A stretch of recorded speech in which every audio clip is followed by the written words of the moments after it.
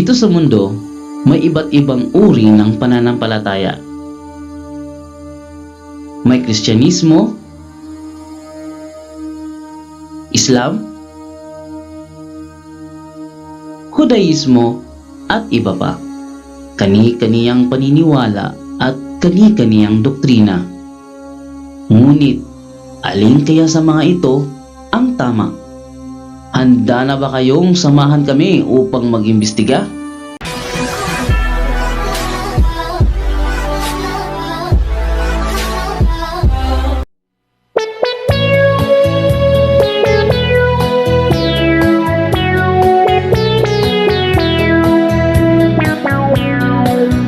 Inihahandog sa inyo ng punto por punto ang programang Doktrinal Talakayan. Ito ang programa kung saan papasukin natin ang pinakaloob-looban ng isang doktrina o paniniwala kung ito ba ay mali o tama. Doktrinal Talakayan. Tara na't mag-imbestiga. Bahan, mga doktrina para sa kaligtasan.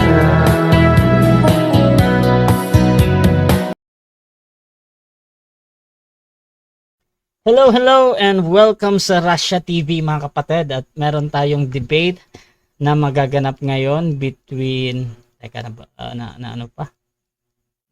baliktad, wait lang. Ayun. So mga kapatid, this is between Congregation of Israel versus Roman Catholic Church mga kapatid. Ang topic na pag-uusapan ay patutunayan ng ating affirmative na walang tahasang talata sa Biblia na nagsasabi itinatag ni Jesus ang Roman Catholic Church. Again mga kapatid, ang topic natin ngayon ay patungkol dito sa walang tahasang talata sa Biblia na nagsasabing itinatag ni Jesus ang Roman Catholic Church. So affirmative natin si Brother Serayan at negative naman si Brother Jared mga kapatid. At sa ating setup ng debate, meron tayong 10 minutes presentation, 7 minutes sa pagtatanong, 10 minutes sa rebuttal, 7 minutes sa second cross, at meron tayong 5 minute na final conclusion. Mauuna si negative, mahuhuli naman si affirmative. Sa ating rules mga kapatid, so since bago lang ang ating affirmative sa ating platform, basahin natin ang buo. Rule number 1, ang limit sa pagsagot. Ang lahat ng sagot ay kailangan sagutin sa loob lamang ng 20 seconds, at kung titigil ang sumasagot ng at least 5 seconds, magsasabi na ako ng next question. Ngunit, kung merong hinahanap siya, tuloy pa rin hanggang maubos ang 20 segundo. Rule number 2 natin, kung close-ended ang question or categorical, kailangan sumagot muna sa pagpipilian bago tayo magpaliwanag ng 20 segundo. So kung merong tanong na tama or mali, oo o hindi, pula or puti, dapat mamili muna mga kapatid bago tayo mag-explain.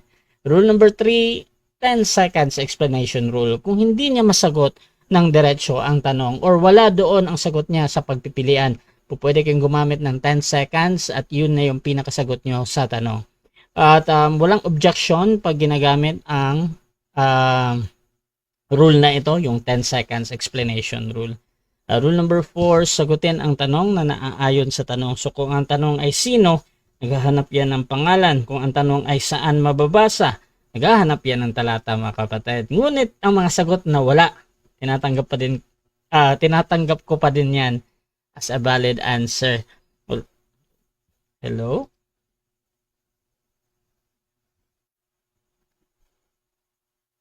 Ito ba okay na? Mic test. So try natin si Brother Serayan muna para mas Hello bro, mas malakas ba? Much better ba? Hello? Hello bro, much better ba? Brother Serayan? Hello bro, mas okay ba? Mas okay ba? Okay, so dinig na. Ayan.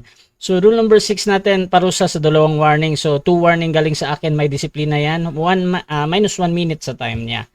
Rule number 7, isang objection lang at isang clarification every question at no objection during final conclusion. Rule number 8, no insult about physical appearance or mga pagmumura mga kapatid. Kahit pa pwede ito sa inyong mga kinaaniban. At meron akong mga pinapahintulutang salita gaya ng demonyo, kulto, sinungaling, mangmang. Mga ganun na silata, pwede pa yung gamitin mga kapatid ha. Rule number 9, no challenge question. Ito yung mga tanong na kung mabasa ko or paano kung mabasa ko, talo ka na. So hindi ko papayagang may tanong yan kahit pa sumang-ayon yung kabilang panig. Rule number 10, para sa sensitive question, pinapayagan ko kayong magtanong ng mga sensitibong paksa, kabilang doon yung mga personal na buhay. Ngunit meron din karapatan ang tinatanong na piliing sagutin o hindi. Gaya ng this is too private, hindi po pwedeng sagutin, so po pwede yan. Rule number 11, disconnection time limit, 7 minutes lamang ako maghihintay. Rule number 12, bilang moderator, may kapangyarihan akong magtakda ng bagong rules na hindi nakasaad sa aking mga binabanggit. Kung ito lang naman ay kinakailangan, ito yung mga first impression mga kapatid. Ang aking pasya ay laging final and executory. Rule number 13, bilang moderator, ako'y nagsisilbing tagapangasiwa lamang ng debate na ito at hindi ako responsible sa anumang pananaw, paniniwala o pahayag ng mga debater. Ang mga sagot at opinyon ay pananagutan ng mismong nagsasalita. Hindi rin ako mananagot sa anumang hindi pagkakaunawaan, pagkasira ng relasyon o iba pang epekto dulot ng debate na ito. By the way mga kapatid, ako nga pala si Rasha Vista at matagal na po ako nagmamoderate online. Halos siguro 7 years na po ako.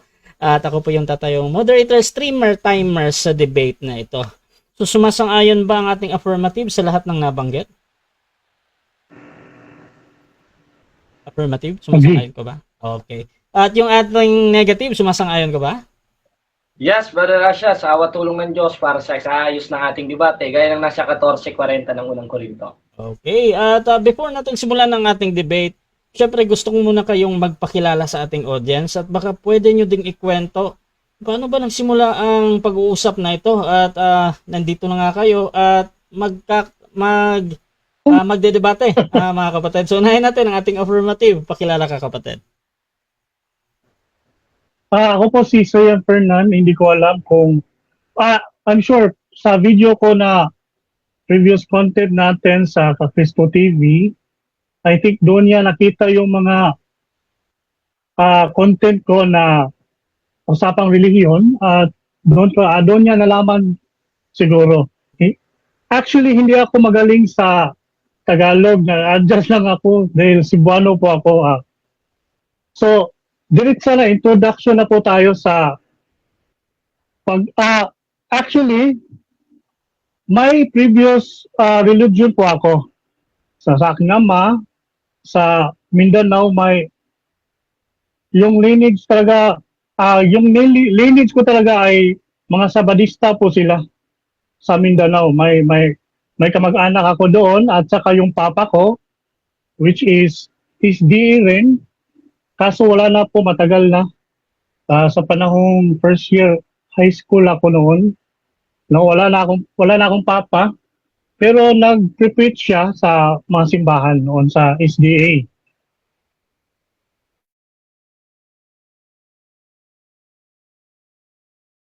Pero ngayon hindi ako SDA ha. Matagal akong hindi nagsisimba sa SDA, mga high school lang din nung wala na ang papa. Pero ngayon, niligtas ako ng Panginoon. Salamat sa Diyos at hindi ako nag-SDA.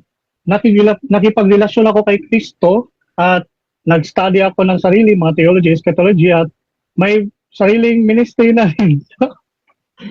Kaya ayun, nakilala ko si Jared sa matagal na sa pagiging CFD, yung MCGI pa siya sa debate at saka naging CFD siya. Nakilala ko yun, nakasubaybay ko siya. Yung na-convert siya, nakipag-usap sila ni Father Darwin, yung ganon. Yes. Yun po yun. Okay. So, yan yung ating affirmative mga kapatid. At dako naman tayo sa tututol nitong paksa na ito. At paano naman niya tinanggap din ang ating hamon. Pakilala ka kapatid. Okay, yun. Ako si Brother Jared Almajoran, former member Church of God International at presidente na rin ng Iglesia ng Diyos kay Kristo Jesus haligid sa liga ng katotohanan. At alam naman ni Brother Rasha yan sapagkat yan ang ating tayo naging kinatawan yan noong mga nakaraang taon, especially noong 2024. Yun, si Brother Fernan ay nakita natin ang kanyang mga atake sa simbahan at ito naman ay sasagutin natin na may kahinahunan sapagkat yan ang kanyang request. Gaya naman ang nasa 3:15 ng unang Pedro na dapat handa kayo sa pagsagot, ngunit sa kaayusan at kahinahunan. Yeah, Brother Fernan, makakaasa ka dun sa promise ko sa iyo, ano? Sa ikaw unawa ng mga tao. Because our argument based on logic, not on emotion. Focus tayo in argument, focus tayo in logic, dahil dyan makikilala ang katotohanan gaya ng nasa 7:17 naman. Yun lang, Brother Rasha, at mabuhay ang simbahang katoliko. Okay, at mga kapatid, kung gusto nyo yung mga ganitong content at ganitong pag-uusap, please share yung ating live streaming ngayon. Or mag-comment kayo mga kapatid kung ano yung nakikita nyo sa debate dahil mamaya babasahin natin yan after ng cross-examination, every cross-examination. So, huwag din kayong mahiyang mag-comment mga kapatid. At syempre, kung gusto nyo na matag ang inyong mga friends, you can comment at highlights or at followers. Merong mga ganyan na key si Facebook. So, you can do it mga kapatid para mas madami pa yung makapanood. So, umpisahan na natin ang ating debate mga kapatid at bibigyan ko ng 10 minuto sa unang pagpapahayag ang ating affirmative sa kanyang patutunayan na walang tahasang talata sa Biblia na nagsasabing itinatag ni Jesus ang Roman Catholic Church. Brother Sirian, your time starts now. So magandang araw mga kapatid, mga kakristo. Gusto ko lang malaman na first time ko itong in-invite ng debate na naki-join ako sa first debate ko sa araw ngayon, August 9. So,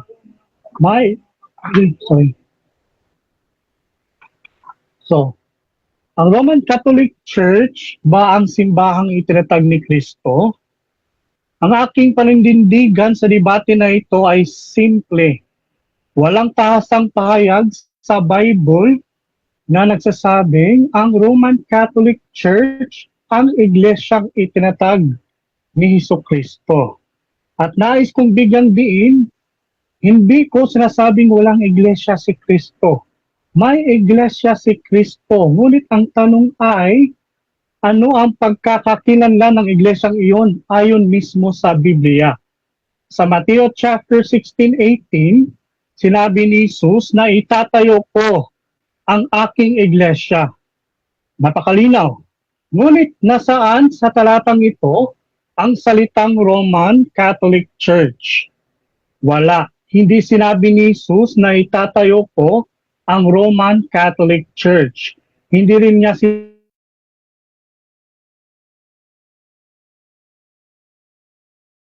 sinabing ang sentro ng ating iglesia ay nasa Roma.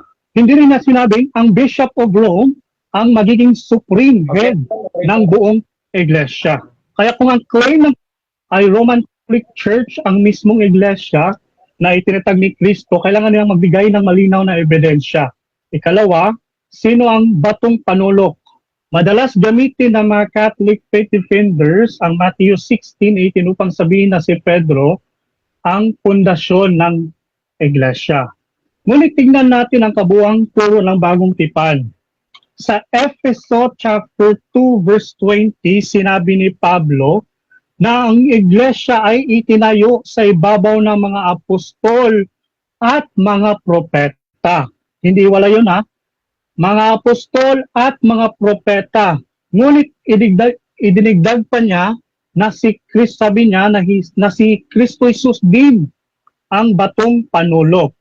At sa unang Korinto 3:11, sapagkat sino man ay walang mailalagay na ibang pinagsasaligan, kundi yaong nailagay na ito'y si Jesucristo.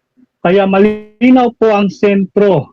Si Kristo ang pundasyon at ang batong panulok. Pero ang tanong ngayon, lahat ba ng umaangkin sa pangalan ni Kristo ay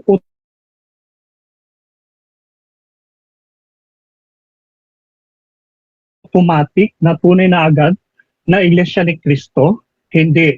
Dahil sinabi mismo ni Jesus sa Matthew chapter 7 verse 21 na hindi ang bawat nagsasabi sa akin, Panginoon, Panginoon, ay papasok sa kaharian ng langit, kundi ang gumagawa ng kalooban ng aking Ama. So hindi natin itinatanggi ang malagang papel ni Pedro. Ngunit hindi natin maaaring gamitin ang kanyang papel sa Bible upang otomatikong patunayan ang buong sistema ng papacy at ang Roman Catholic Church. Ikatlo, hindi Roma ang piniling batayan ng Iglesia. Ayon sa Bible, mahalaga rin tandaan na sa Biblia, ang relasyon ng Diyos sa kanyang bayan ay hindi nakasalalay sa isang pisikal na lungsod. Sa Lumang Tipan, pinili ng Diyos ang Israel bilang kanyang bayan. Ngunit sa Bagong Tipan, ipinakita ni Kristo ang katuparang iyon, ang katuparan ng layunin ng Diyos sa pamamagitan ng pananampalataya kay Kristo at sa Bagong Tipan. Hindi sinabi ni Jesus na ang bayan ng Diyos ay ang mga taong nasa ilalim ng isang pisikal na lungsod na tinatawag na Roma or bagong modern state ng Roma. Hasalit ang pagkakakilanlan ng bayan ng Diyos ay nakasentro kay Kristo. Sa Galatia 3 verse 21, sinabi ni Pablo na kung kayo'y kay Kristo,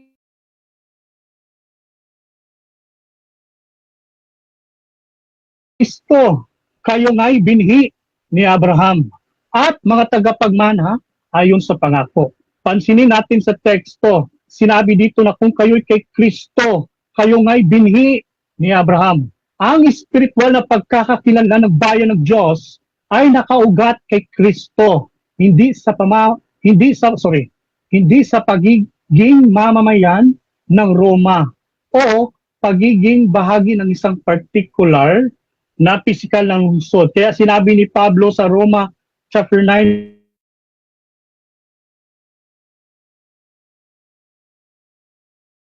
verse 6, sapagkat hindi lahat ng taga-Israel ay tunay na Israel.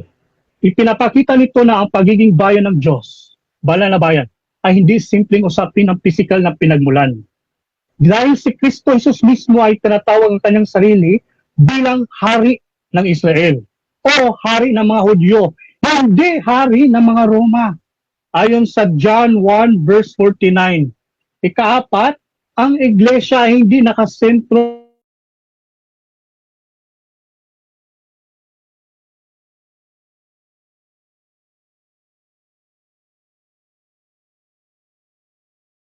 sa Roma. Yes, may sinabing greetings from Rome, pero hindi ibig sabihin nito na sinasang-ayon worship doon sa Rome. Para sinabi ni Jesus hates sin but not the sinners. So, sa Bagong Tipan, makikita natin ang mga iglesia sa iba't ibang lugar. Jerusalem, Antioch, Corinto, Galatia, Epheso, Philippus, Thessalonica, Roma at marami pang iba. Ngunit hindi sinabi ng mga apostol na ang lahat ng mga iglesyang ito ay dapat nasa ilalim ng Roman Catholic Church na nakasentro sa Roma. Sa halip, ang sentro ng kanilang pananampalataya ay si Jesus Christ. Sa Colossus 1:18, sinabi rin na siya ang ulo ng katawan sa makatuwid bagay nga ng iglesia. Sino ang ulo? Sinabi dito na si Kristo, hindi ang Roma, hindi ang isang pope, hindi ang isang bishop ng Rome. Si Kristo. Isa pang mahalagang punto natin na mababasa natin sa Book of Revelation chapter 7 na ang 144,000 na sa Revelation chapter 7 verse 4 sinabi dito na narinig ko ang bilang ng mga tinatakan, no? Tinatakan. 144,000 na tinatakan mula sa bawat angkan ng mga anak ni Israel. Pagkatapos binanggit dito ang Judah. Wala na po sa tema ang ipinapahayag ng ating pinalanggang igsuon. Our topic is about true church, not about the salvation, and not about in a book of Revelation. Mr. Moderator, maaari pagalitan niyo siya. Yun lang po, Mr. Moderator. Okay, so napapansin ng ating negative na you are out of topic daw. Any counter objection before ako mag-judge? Affirmative. affirmative, any counter objection before ako mag-judge? Hello? In-explain ko Affirmative. sa affirmative, yun po yung tatayo ko. Dahil kung negative po siya doon, mag-start Okay.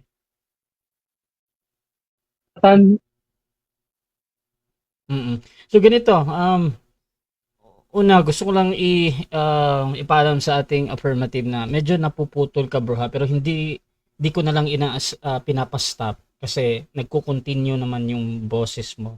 Siguro ilang seconds lang naman. Second, dito sa ating objection ng ating negative.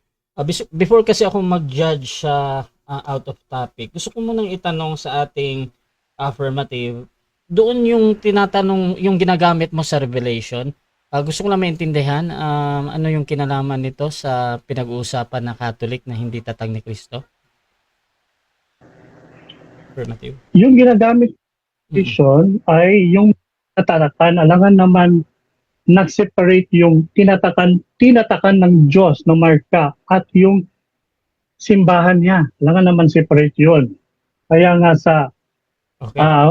start mag-isa lang yun. Okay. So ganito mga kapatid, again, dito hindi ako judge kung sino yung totoo o hindi, nagsasabi ng totoo or nagsisinungaling. Pero ang argument ng ating affirmative, ginagamit niya yung revelation para daw yung pumapatungkol sa iglesia nga na may tatak at yung walang tatak. So, tuloy pa din to. I-cross mo na lang mamaya, Brother Jared. 2 minutes and 16 seconds. Proceed. Affirmative.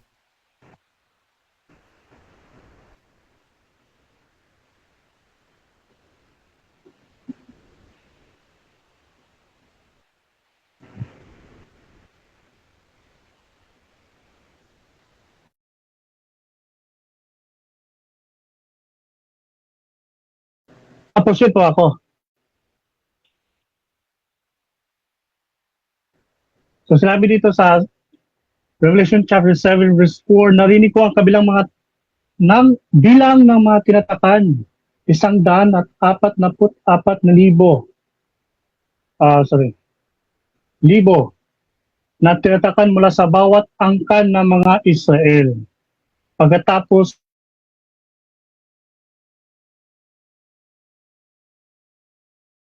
binanggit dito ang mga tribo, Judah, Reuben, Gad, Asher, Naphtali, Manasseh, Simeon, Levi, Issachar, Zebulun, Joseph at Benjamin. Ano kapansin-pansin dito? Ang teksto ay hindi nagsasabing ang 144,000 na tinatatakan ay mula sa Roma. Hindi rin sinabing ang 144,000 ay mula sa isang Roman Catholic Church. At lalong hindi, at mas lalong hindi ang 144,000 ay mula sa tribo ng Roma. Ang malinaw na terminong ginamit ng Revelation ay ang mga angkan ng mga anak ni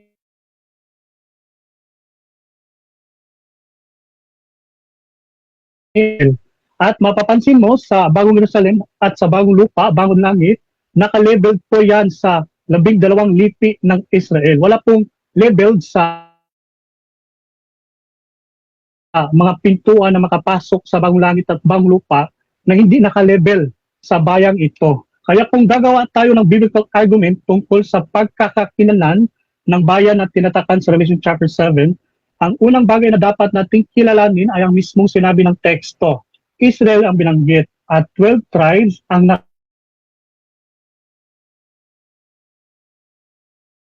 nakalista na makakapasok sa Bagong Langit at Lupa. So pagiging reborn Christian po yan. Hindi ko sinabing Israel at Christian ay separate. Okay. O, sige, thank you. So, dyan nagtatapos ang unang pahayag ng ating affirmative. Again, napuputol ka affirmative pero nagtutuloy naman yung salita mo. So, I hope maging okay tayo sa cross-examination. No? So, bibigyan ko ng 7 minutes sa unang pagtatanong ng ilang ating negative. Proceed, Brother Jared. Okay, premise ito, Mr. Moderator, premise. Okay, ito muna ang ating premise. Ayon sa ating tema, patutunayan mo na walang tahasang binanggit si Kristo na itatayo ko ang Iglesia Katolika Apostolika Romana, open and close parenthesis, walang nakalagay ayon sa Biblia at referensya. Ito ang tanong.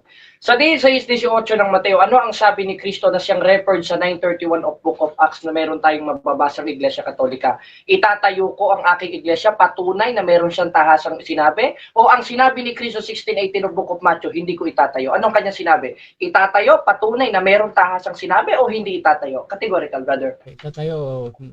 Hindi tatayo. Nakamute ka, bro. Nakamute yung ate affirmative. Okay. Itatayo o hindi?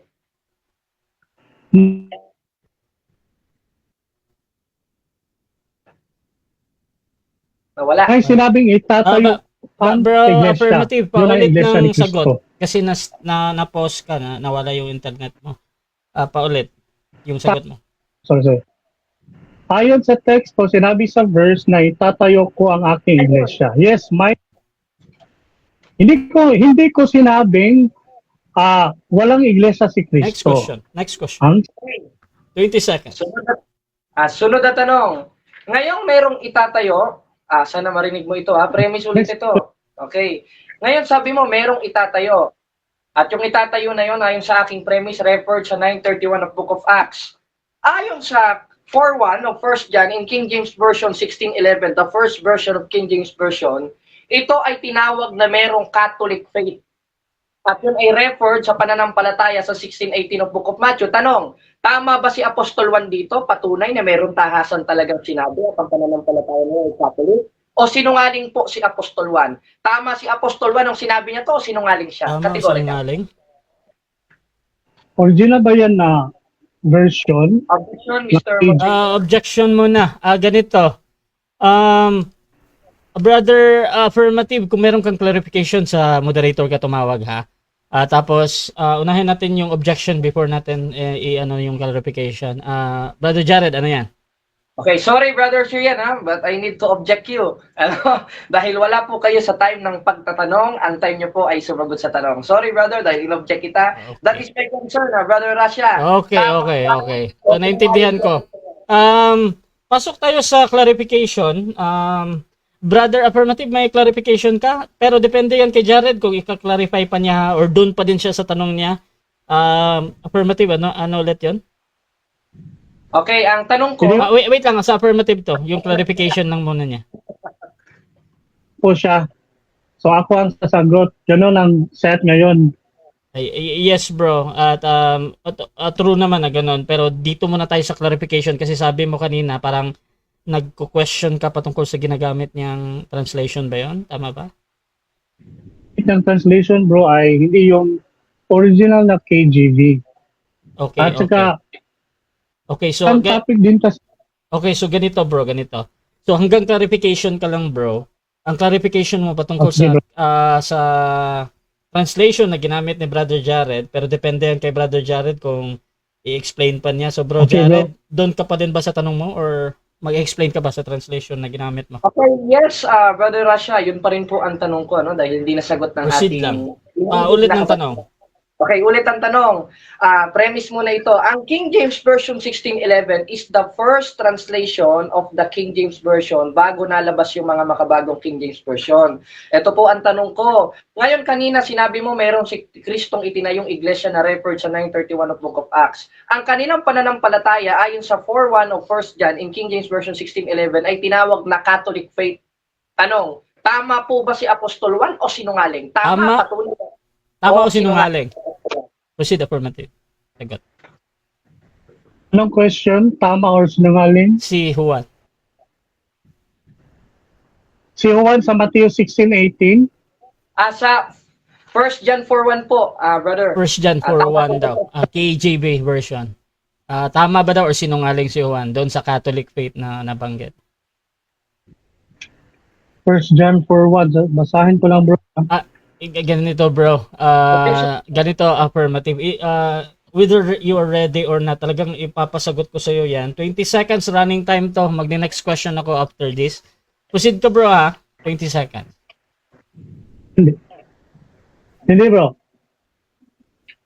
Tama o hindi? O sinungaling si Apostol Juan? Anong sinungaling si Apostol? Ayan po ang tanong ko, Hindi. moderator. Okay, so ganito again mga kapatid. Ito, meron tayong rule patungkol sa pagpipili, brother affirmative ba? Ang pinipili dito, nagsisinungaling ba si Juan or hindi? Doon sa binabanggit sa question na Catholic faith sa King James version na binabanggit ni Brother Jared. Now, pwede ka makapili doon, pwede ka magpaliwanag ng 10 seconds or talagang sasagutin mo nagsisinungaling si Juan or hindi? Hindi. Hindi. Hindi Proceed. nagsisinungaling. Explain to 20 seconds. Explain ng sagot mo. Bakit hindi? Sinabi lamang po, hindi. Now na isang pangalan, di marami naman Napuputo. sa ginamit ng mga term, ang pangalan sa simbahan, ayon sa Bible, may simbahan sa Antioch, may churches, may specific na simbahan, pero yung term na Catholic o sa Catholic sa question. Greek ay 20 isang seconds. pangabay, adjective po yun. Sabi mo kanina, sundan lang kita dito, brother, brother, ano rin ito, premise. Sabi mo kasi kanina sa iyong presentation, ang Katoliko nakasentro sa Roma, hindi kay Kristo. At ang mga totoong alagad ay nakasentro kay Kristo. Premise ito, ayon sa aming Catechism of the Catholic Church, sa 426, ang sentro ng pananampalatayang Katoliko ay kay Kristo lamang. Ngayon, sabi mo kanina, ang tunay na mananampalataya ay nakasentro kay Kristo. Ayon sa aking nabasa, kanino kami nakasentro? Ayon sa aming doktrina. Kay Kristo o hindi kay Kristo? Ayon sa aking nabasa. Yung sa katekismo, pwede i-twist, makikita. Objection, proceed. Okay bro, kasi Okay, Brother Jared, objection mo na. Sige. Is categorical. You should answer that categorically po, Brother Fernan. My question is categorical. You are obligatory to answer that categorically. My question is, ano ang aking nabasa? Si Kristo ba o dili? Okay, so ayon sa nabasa daw niya, si Kristo ba daw yung o hindi? di ba, sinabi ko sa affirmative stand ko, Bro, Sabi Serian, mo- ganito bro. No. Sa ating rules kasi, No. bro, Serian, wait lang, affirmative ha. So, na-object na kasi ito ng negative. Kailangan ang unang Yeah. lalabas sa bibig mo yung categorical ha. So, ang tinatanong ni Brother Jared, ayon daw sa nabasa niya doon sa Catechism, sino daw? Si Kristo ba o hindi? Yung sentro? hindi ang daw. Hindi. Hindi yung sagot mo? So yung pakiulit lang po, bro, Paulit, Brother Jared, paulit. Okay, ulitin ko yung tanong ko, Brother Fernan, Ang akong pangutana, klaro kaayo, nga, paminawan ni mo, nga, hindi man magsulti sa ako ang, gikan sa akong hunahuna. Okay? Okay, sumala sa akong nabasa, sa among doktrina, sa Catechism of the Catholic Church 426, ang sentro sa among pagtuo, usara, ang atong Ginoong Hesukristo. Sumala sa akong nabasa, kinsaman ang sentro sa among pagtuo. Si Kristo, sumala sa akong nabasa, o dili si Kristo? Categorical. Kristo or hindi si Kristo? Sumala sa akong nabasa. Kung sa Bible, bro, yes, hindi. Sumala sa I mean, yung- CCC. Sa kita katekism,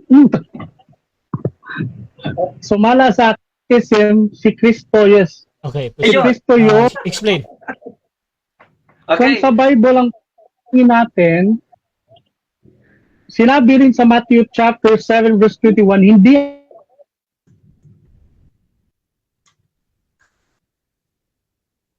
ang bawat sa akin na Panginoon Sunod pangutana. ay papasok sa karyan ng langit. Okay. Yun lang po. Pera. Hindi ang Okay. sige, bro. Sunod pangutana. Kanina, sinabi mo na ang tunay na mananampalataya, ano na natin yan, ibaliwala na natin yan, Brother Fernan, Dahil, ayun nga ang ating, Okay, sunod na tanong. Sa 16:18 of Book of Matthew, si Kristo nagtayo ng iglesia at umamin ka kanina na meron siyang itinayo, referring sa 9:31 of Book of Acts. Premise, Sa 931 of Book of Acts, ang mababasa natin sa La Sagrada Biblia ay Iglesia Katolika Apostolika Romana. Ngayon, sabi mo kanina sa iyong pagsagot, refer dito sa 16:18 of Book of Matthew. Tanong, tama ba dito si Apostol Pablo o nagkamali? Kategorika. Tama. Tama? Okay, Okay, salamat. explain mo na. Explain mo na. Kasi ayon sa adjective na term na Catholic ay isang adjective. Pwedeng para sa simbahan ng Israel. Pwedeng may specific po yun na simbahan.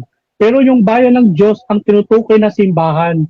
Yung Catholic sa Greek ay isang pang-abay sa lahat ng bahagi. Pwede yung gamitin sa lahat ng bahagi na sentence. Sa adjective, hindi Next po question. yun. Okay. Next question. Last 1 minute. Okay, sunod na tanong, brother. Ngayon sabi mo kanina, tama si Apostol Pablo. At ang sabi ni Apostol Pablo sa 931 of Book of Acts sa La Sagrada Biblia ay Iglesia Katolika Apostolika Romana. Ayon sa iyong pagkakarinig na sinabi mong tama si Apostol San Pablo, ano ang sinabi niya sa 931 of Book of Acts? Iglesia Katolika o Muslim? Categorical. Iglesia Katolika. Okay, Yes? explain. Okay, salamat. Kaya, sabi ko, yung Catholic ay tumutukoy sa pang-abay, adjective po yun. Hindi pangalan ng isang denominasyon. Alam po yun. Okay, sunod na tanong. Okay, ngayon sabi mo, Catholic o Iglesia Katolika Apostolika Romana. At ito naman ay Time. inamin mo 7 kanina. minutes time. Okay, so Ayan. dyan nagtatapos ang unang pagtatanong ng ating negative. Dako tayo sa unang pagpapahayag ng ating negative. Pero bago yan, shoutout muna sa ating halos 117 live comments ngayon mga kapatid. Shoutout dito kay Archie Gokson. Mawiwindang na iyan kapag kapag nilabasan ng ibang Bible translation. Shoutout din kay Christian Gernali Jared, Matthew 16:18. And I say also thee that thou art a Peter, upon this rock I will build my church, and the gates of hell shall not prevail against it. Shoutout din kay John Endoza, policy of language ang ginagawa ni Jared. Shoutout din kay Roger Katig, magkaiba po ang I will build my church sa I will build my church. Shoutout din mga kapatid kay dito tayo, nagsasagutan sila dito. Binder Scotch, dito din kay Pastilan, ang layo ng doktrina ng Roman Catholic Church sa mga itinuturo ni Kristo. Sus Ginoo, ayaw nag-ipilit. Uy, bautismo kay Kristo, wisik-wisik ang sa Katoliko. Ito din mga kapatid, dito kay Archie at kay Candy C. Ayan, makadiyos kanyan. Pakialamero, ayan sabi niya. So mga kapatid, tuloy-tuloy tayo dito at dako tayo sa negative presentation. Brother Jared ng Roman Catholic Church, your time starts now.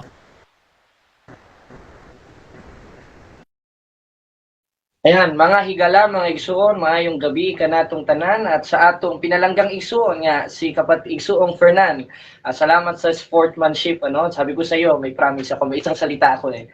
Ano, hindi tayo gaya nung dating style natin sa pakikipagdebate. Depende lang sa kausap, pero dahil mabait ka, ay ganoon rin ang ipapakita ko sa iyo bilang isang Kristiyanong Katoliko. Ngayon, mga kapatid, mga kababayan, nakita naman po natin ang mga sagot. Tinulungan tayo sa pag-stand ni Brother Fernan na meron palang tahas ang nabanggit sa Biblia, no? Na si Kristo ay nagtayo nga usara nga tinuod nga simbahan. Na ayon sa 931 of Book of Acts, sa La Sagrada Biblia, inamin niya, tama si Apostol Pablo dito, ay Iglesia Katolika Apostolika Romana. Ngayon, sa papaanong paraan ba ito itinayo? Maliwanag po sa 16:18 of Book of Matthew, hindi natin tema yung kung sino pinagtayuan, kung sino kausap, hindi natin tema yun. Ang tema natin kung nagtayo ba o hindi. Nagtayo eh. At umamin siya na yung tinayo na yun sa 16:18 of Book of Matthew referred sa 9:31 of Book of Acts na tinawag na Hymen et Ecclesiam Catholicos. Wala tayong tutol kung adjective yon. Hindi natin pinag-usapan kung adjective, noun, pronoun, etc. Pero kung tanungin mo ko dyan, mailabas tayong referensya, brother. Ano? Hindi naman tayo naubusan ng references. Ngayon, sa 16:19 of Book of Matthew, sabi ni Kristo, oy kay Pedro, sa ibabaw niining bato, pakatukuron ko ang akong simbahan. O sa Tagalog, oy kay Pedro, sa ibabaw ng batong ito, itatayo ko ang aking iglesia. At yung iglesia na yon ay ang utos sa 28:19 ng Mateo, maliwanag na maliwanag, mangalat sa buong bansa, especially sa Roma. 1:7 ng Roma, sa lahat ninyong mga nasa Roma, pinalangga sa Diyos, no?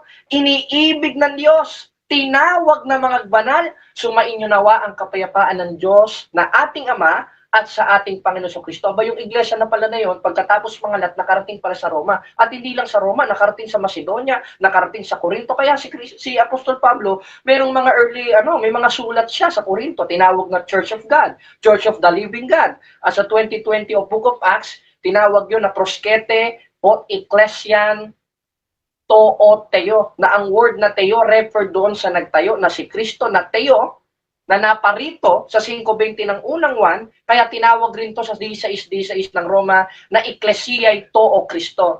Ang word na Ecclesiae o Kristo is nominative plural, referring dun sa church in Rome na nangalat na ayon sa 9:31 of Book of Acts na sinang-ayunan ng ating kapatid ay tinawag na Iglesia Katolika Apostolika Romana, na ayon sa 3:15 ng unang Timoteo, ang haligi ug sukaranan sa kamatuoran o ang haligi at saligan ng katotohanan. Amen?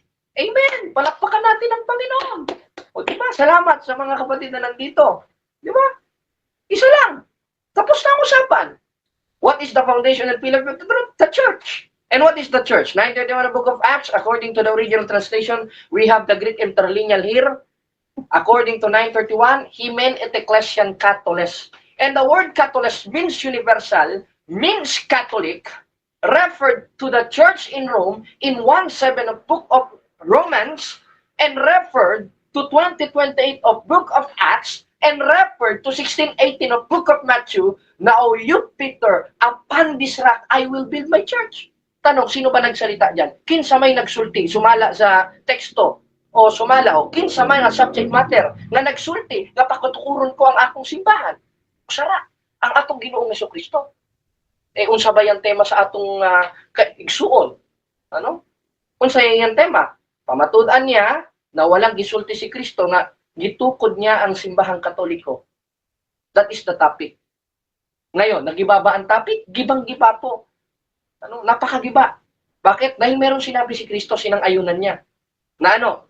Na ikay Pedro, sa ibabaw ng batong ito itatayo kong aking iglesia. Ngayon, kung hahanapan tayo ng letra por letra sa 16:18 of Book of Matthew, lalabas po niyan, kakontra tayo sa aral ng mga apostoles. Dahil ang aral ng mga apostoles sa 3:6 na 2 Korinto, maliwanag na kami naman na pinamaging sapat na ministro ng bagong tipan, hindi sa titik. Hindi sila for letter, hindi sila letra por letra, pero hindi yan ang pinag-uusapan natin. Ikina-clarify ko lang. Ngayon, kung magtanong ang ating kapatid na ito naman ay adjective, wala po tayong tutol doon. Referring naman talaga, pwede sa tao, yung word na universal, yung word na Catholic, referred rin sa puno because that is a adjective. Ano? The terminology in that word, referring to word Catholic is also referred to an animal, etc. Lahat, ano? Pero, sa teksto na yan, maliwanag na maliwanag mga kapatid, ayon po sa mga Bible commentary, iisa lang po referred yan. Kaya, Brother Fernan, ito po, pakinggan nyo ito, Brother Fernan. Ito po, basahin natin dito sa kasaysayan. Ano po ba ang ating mababasa? Kung saan ba referred yung Catholic na yan? Referred ba sa tao? Referred ba sa unggoy? Referred ba kay Tarzan? Baka naman merong Tarzan dyan, ano? O, basahin natin dito. Meron tayong references sa Groyler Encyclopedia and Knowledge, Volume 5, page 106. Anong mababasa natin? Catholic, General Catholicos, Universal, general term, generally applied to the divine society founded by Jesus Christ. Tapos, ang word na Catholic na adjective, ayon dito sa referensya at sa mga Bible commentary, generally applied to the divine society founded by Jesus Christ. And what is the church? Ayon sa kasaysayan, dito po sa Groyler Encyclopedia, o dito sa basahin natin, the New Book of Knowledge Encyclopedia, the Catholic Church is church founded by Jesus Christ. At sumala sa Google, who is the founders of the Catholic Church? Jesus Christ himself. In 1st century.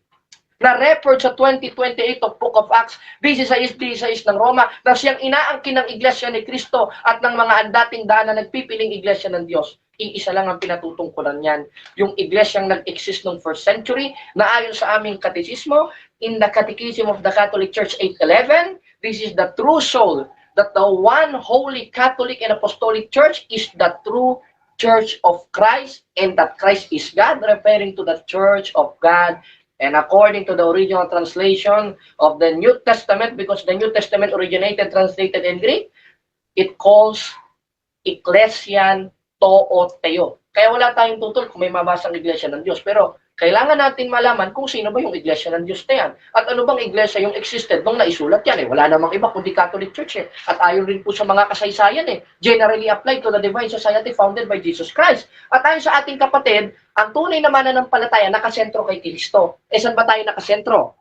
Nandito sa ating CCC, sinang-ayunan niya, maliwanag na maliwanag, CCC 1324, 42:7, 426, nakasentro ang pananampalatayang Katoliko. Walang iba kundi sa ating Panginoong Hesukristo. Amen? Amen. Praise the Lord. Hallelujah. Ano? O, kumbaga sa Muslim, Bismillahirrahmanirrahim. Ano? Maliwanag na maliwanag. Nakasentro ang pananampalatayang Katoliko sa ating Panginoon sa Kristo, na ayon sa ating kapatid, ang pagiging sentro kay Kristo ay ang manifestasyon ng pagiging tunay na mananampalataya sa Kanya.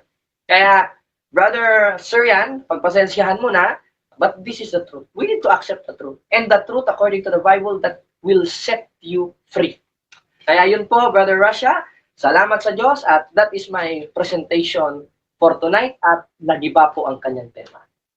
Salamat. Okay, at dyan nagtatapos ang unang pahayag ng ating negative. Dako naman tayo sa unang pagtatanong ng ating affirmative.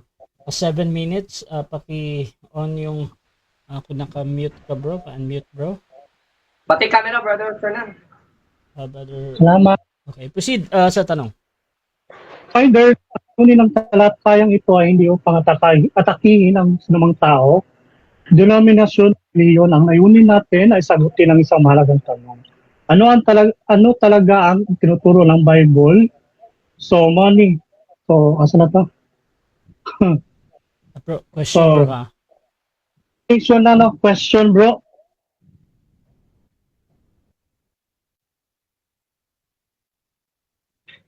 So, tanong number 1, mayroon bang kahit isang verse sa Bagong Tipan na eksaktong nagsasabing Roman Catholic, yes or no? Moderator, Kung no, the question? please Can you refer the question? Because your signal is... Okay. Paulit ng tanong. Medyo napuputol kasi brother affirmative. Pero mayroon bang kahit sige. sa Bagong Tipan na eksaktong nagsasabing Roman Catholic Church, yes or May talata ba daw sa Bagong Tipan? Yes or no? Yes, meron po. At Or ikaw no? naman mismo ang Kung umamin no, yan, Brother Fernan. explain. Sa 931 of Book of Acts po. At ikaw na mismo umamin Yes, na mayroong Catholic. Kaya ang mababasa natin sa La Sagrada Biblia, Las Iglesias Católicas Apostolica Romana, hindi mo pwedeng tutulan yan, Brother Fernan, sapagkat ikaw mismo ang nagsabi na tama si Pablo nung binanggit niya yan. Kaya, next question, Next kapatid na question, Fernan. 20 seconds. Ito naman po ako. 16:18, sinabi ni Jesus na itatayo ko ang aking iglesia. Sinabi ba ni Jesus na itatayo ko ang Roman Catholic Church? Yes or no? Yes or no? Yes. Yes. Yes, contextually speaking. Contextually, not verbatimly. Because the truth presentation is not only verbatimly, but contextually. Ano po ang ating mabasa 16:18 of Book of Matthew? Referred sa 9:31 of Book of Acts na Iglesia Católica Apostolica Romana. Kaya, Brother Fernan, next question. Next question. Ibitin mo to. Sinabi ba ni Jesus na ang kanyang iglesia ay dapat magkaroon ng headquarters sa Roma? Yes or no? Yes or no? Yes, Yes. contextually, brother. Dahil sa 1:7 ng Roma, sa lahat ninyong mga nasa Roma, iniibig ng Diyos, tinawag na mga banal. Hindi lang basta inibig, tinawag pa. They call out. At yung sentro ng pananampalataya nung nasa Roma, ayon nga sa katekismo namin, sa 426, 427, at 1324, ay ang atong Ginoong Jesucristo. Kaya nga hindi kami nagigiwa eh. First century hanggang sa kasalukuyan, dami Next ng question. Next question, bro. Ito ko naman kay Pedro, tinawag ba ni Pedro ang kanyang sarili na Pope sa alinman sa kanyang dalawang sulat, may sinabi ba si Pedro na ako ang unang pope? Yes or no? Objection, moderator. The question is irrelevant. Maybe you refer your question because that is out of topic. Or maybe that is a compound question. Okay, so objection dito out of topic. May counter objection ba ang ating affirmative or mag-iiba siya ng tanong? Tinawag ba ni Pedro ang kanyang sarili na pope sa isang simbahan ayon sa Bible? That is irrelevant, Mr. Moderator, because Okay. our topic is about true church, not about the Pope. Maybe next time when we are... Ganito kasi ha. Ang ating affirmative nagtatanong patungkol doon sa Pope, doon sa tinawag daw kasi technically ang Catholic kasi merong Santo Papa at tinatanong niya kung meron ba daw ganun inline doon sa Catholic Church na pinag-uusapan. Yan, pinapasok ko to na question. However, pwede namang sagutin ng 10 seconds kung talagang sa affirmative ito ay labas sa pinag-uusapan. So, gagamitin mo ba? Moderator, sige. Pagpasensyahan na natin, bagamat out of topic, sige, sagutin na natin. Sige. Meron contextually. Meron. Meron contextually. Bakit? Dahil sa 22-21 ng Isaias, ang bibigyan ng susi, tatawaging Ama. At yung Ama, sa binigyan ng susi sa 16-18 ng Mateo, si Pedro, kaya siya ay Papa. At ayon sa aralan simbahan, that is the Pope. Kaya meron contextually, not verbatimly presentation. Kaya magtanong ka ayon sa ating tema, kapatid. Pinagbigyan ako pa. Question, may talata ba sa Bagong Tipan na tahasang nagsasabi ang Bishop of Rome ang supreme head ng buong Iglesia? Yes or no? Yes, contextually. And verbatimly also. 16:18 of Book of Matthew, the church gave the authority by our Lord Jesus Christ. And that church, napunta sa Roma, sa 1:7 ng Roma, at yung Roma tinawag, at hindi lang basta tinawag, inibig pa ng Diyos. At sabi, sumainyo nawa ang kapayapaan. At yung kapayapaan ay nananatili hangtod sa kahangturan sa 28-20 ng Mateo. Kaya yan ang central, kapatid. Mula sa Jerusalem, nakarating sa Roma, nakarating sa Pilipinas, at yun ang itinayo ng ating Panginoon Kristo. Kaya brother, next question. Out of topic na po yung tanong ninyo. Ka ba na ang Greek word na Catholicos ay nangangahulugang universo o pangkalahatan? Yes or no? Yes. Yes, bro. Yes. At wala tayong tutol kung yan ay adjective. Dahil dyan ka pupunta sa grammar na yan. Dahil ayon dito sa ating referensya, kung naminaw ka sa akong gisulti, sa akong presentation, dili ka na mangutani. Ano? Naayon nga dito sa Crowley Encyclopedia, the word Catholic generally applied to the divine society founded by Jesus Christ, in that is the Catholic Church. Next question. Next question, 20 seconds. Okay, next. Ginamit ba mismo ng mga apostol sa Bagong Tipan ng Catholicos bilang official na pangalan ng Iglesia? Yes or no? Yes. 22:1 ng kawikaan ng mabuting pangalan maiging piliin. At isa sa pagpili ng mabuting pangalan, manifestasyon ng pagiging authoritative ng isang simbahan sa 16:18-19 ng Book of Matthew. Isa doon sa 9:31 of Book of Acts, ginamit ng mga apostoles, Iglesia Katolika Apostolika Romana, at pinambate sa kahulugan na siyang Iglesia ni Cristo. Dahil sa aming katekismo, 8, Ordination of Catholic Church o Catechism, the Church of Christ in the Catholic Church. Next question. Tungkol naman sa foundation ng church sa Efeso 2, si Jesus ba ang tinawag na batong panulo? Yes or no? The question is irrelevant, Mr. Moderator. Maybe refer your question because that is compound question and not only compound question but a irrelevant question because that is out of topic. Kung nakinig ka, kung nakinaw ka, kung gisulti kanina, dili ka na mangutana. Okay. Pwede namang mag-rephrase ng tanong ang ating affirmative. Proceed ka. Proceed tayo. Pwede naman, binanggit kasi niya tungkol sa pondasyon ng Iglesia. Kaya nagtanong ako na si Kristo Jesus ba ang tinawag na batong panulo? Yes or no? Moderator, that is irrelevant. Okay. So ganito mga kapatid. Ang judgment natin dito, tinatanggap ko to as sa unang bahagi. Kasi either si Jesus Christ ay batong panulok or hindi. It doesn't connect doon sa true church doon sa Catholic ba. So pwede namang i-construct pa ng maigi, pwedeng i-rephrase or mag next question. So bro Syrian, proceed bro. Last 1 minute. 3:11 sinabi ni Pablo, walang ibang mailalagay na saligan kundi si Kristo. Total ka. Tutol ka ba daw? The question is irrelevant, Ba? Mr. Yes or Moderator. no? Warn him because the question is compound question and not only compound question but speculative question, and not only speculative question but irrelevant question that is out of topic. Okay. So ganito. I think naintindihan ko na yung punto ng ating nagtatanong. Kasi as a Roman Catholic, tinutukoy doon yung bato, si Pedro, at tini-question niya yung true church patungkol sa bato na tinutukoy din sa batong panulo. Now, gusto ko ipasok ito sa ating question. Bro, paulit ngayon ng tanong, bro Syrian. Ulit ang tanong. Sa unang Korinto 3:11 sinabi ni Pablo, walang ibang mailalagay na saligan kundi si Kristo. Ang tanong ko, kung total ba siya, yes or no? Okay, Dahil sa Question, Mr. Moderator. The question is asked and answered question. Okay, so nasagot na yan kanina. Yes daw yan. Proceed sa next question. mari ba ninyong ipakita sa isa, sorry. Last 30 seconds. 30 seconds. Yes or no, sa unang Timoteo 3:15 ba ay nagsasabing Roman Catholic Church ang haligi at saligan ng katotohanan Yes. Yes. Yes, pero dahil sabi ko nga kanina, brother, Yes or no? sorry yan, kung nakinig ka, di mo na itatanong yan. Time. 7 minutes time. Yes yung sagot. Ayan, so dyan nagtatapos ang first stage ng ating debate at